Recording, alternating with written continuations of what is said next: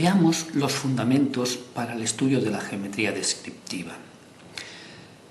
Demos algunas definiciones.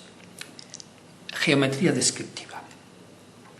La podemos considerar la ciencia que estudia la representación del espacio en 3 dimensiones sobre el plano de 2 dimensiones. Sistemas de representación. Los podemos considerar como las herramientas que utiliza la geometría descriptiva para representar el espacio de 3 dimensiones sobre el plano de 2.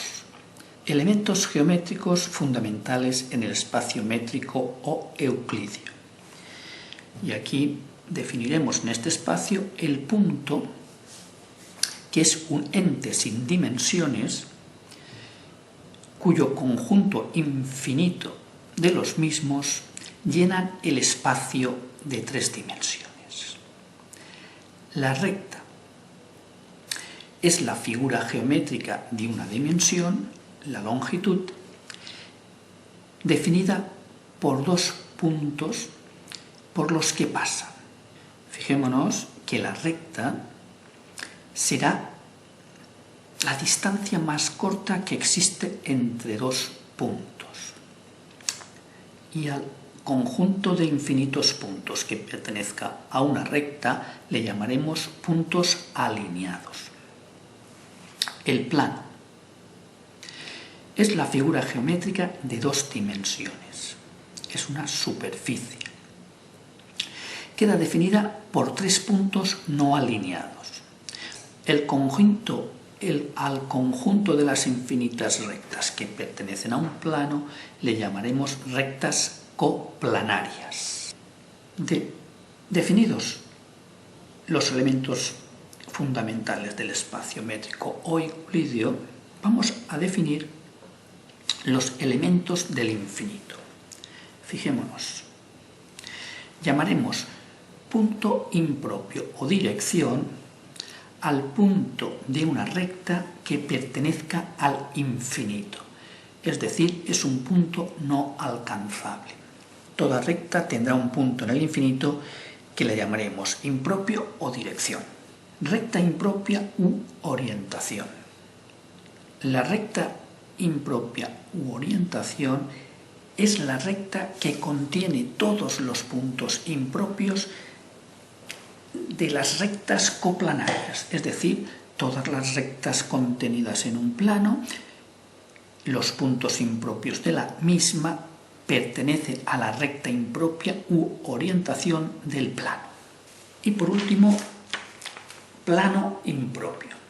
Será el conjunto de direcciones y orientaciones que se pueden generar en el espacio de 3 dimensiones. Todas las direcciones y orientaciones generadas en el espacio pertenecen al plano impropio.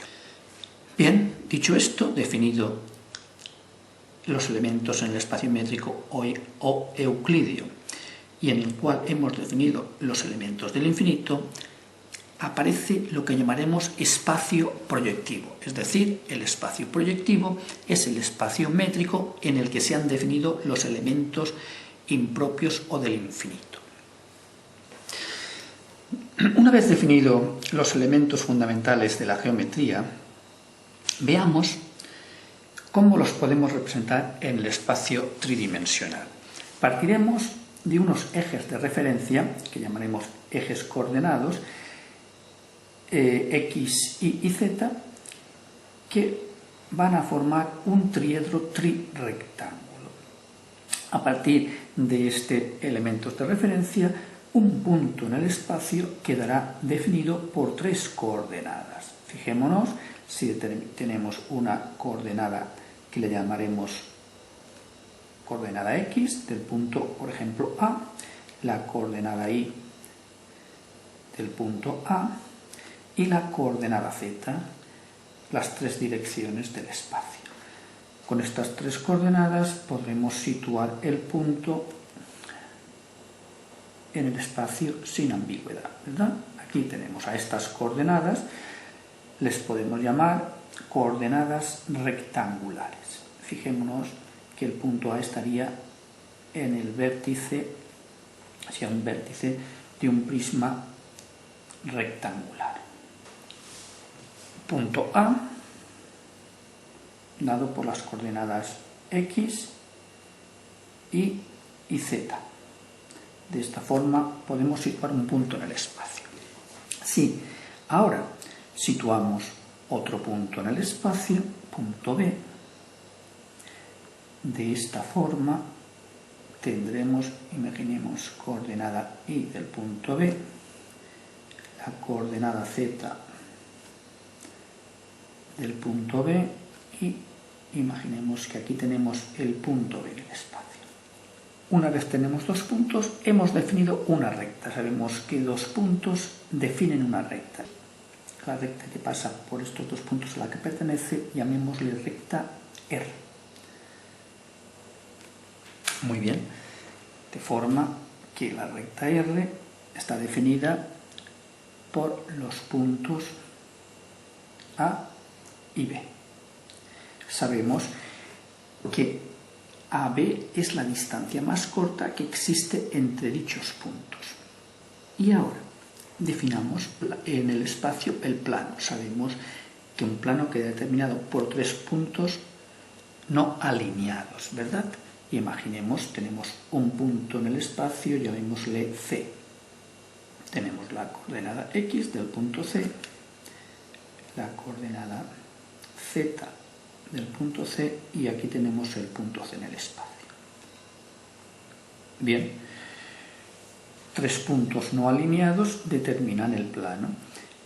Llamémosle plano alfa. Tres puntos no alineados que determinan dicho plano. Vemos que, por ejemplo, el punto P se llamarán puntos alineados. Vemos que efectivamente la distancia que hay de A a B es la mínima distancia. Podremos decir que la distancia que hay de A a B, si el punto P pertenece a la recta y por lo tanto está alineado con A y con B, podemos decir que la distancia que hay de A a P más la distancia que hay de P a B, la suma de estas dos distancias tiene que ser a la distancia que hay de A a B. Y esto siempre ocurrirá así con los puntos que estén alineados, ¿verdad? Pero fijémonos, hemos también definido los elementos del infinito, punto impropio o dirección.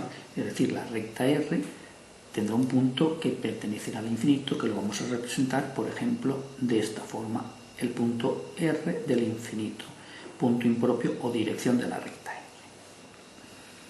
Bien, fijémonos que ahora, si el plano lo hemos definido por tres puntos, esto también significa que un plano alfa también podría quedar definido por la recta R y un punto C, o lo que es lo mismo. Fijémonos, si yo hago BC será dos puntos determinan una recta, ¿verdad? Aquí la tenemos, definida la recta, veamos que esta es la recta S, definida por el punto B y C. Muy bien. Bien, si definimos una recta por dos puntos, vemos que la recta R y S son dos rectas que se cortan en el punto B, se interseccionan en el punto B. Bueno, pues también podemos decir que un plano queda determinado por dos rectas que se cortan, es decir, el plano alfa también podemos definirlo por la recta R que intersecciona con la recta S. ¿De acuerdo, verdad? Bien, veamos ahora. Si esta es la recta S, también tendrá un punto impropio o dirección, llamémosle S mayúscula del infinito, la dirección de la recta S.